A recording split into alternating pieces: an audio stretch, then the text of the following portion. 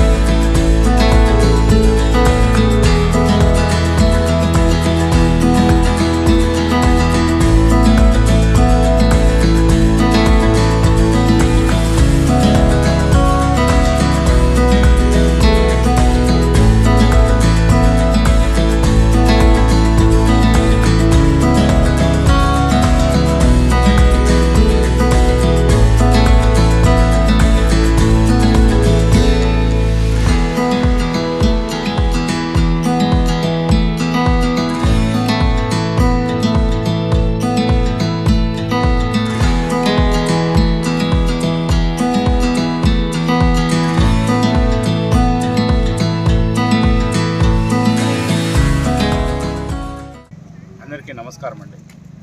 మేము పేరు Srinivasarao, postal superintendent. ఈరోజు గాంధీ జయంతి సందర్భంగా మేము ఈ నగరంలో మా చుట్టుపక్కల ఉండేటివి శుభ్రపరచుకోవాలనేసి ప్రయత్నం చేస్తున్నాం.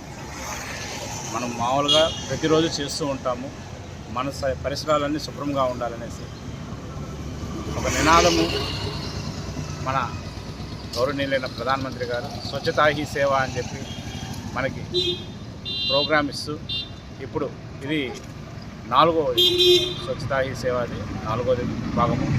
ఇది భాగంగా మనం ఒక నినాదం ఏంటంటే మన చుట్టుపక్కల మన దగ్గర అంత శుభ్రంగా పెట్టుకుంటే అదే స్వచ్ఛత, అదే సేవ అనేసి.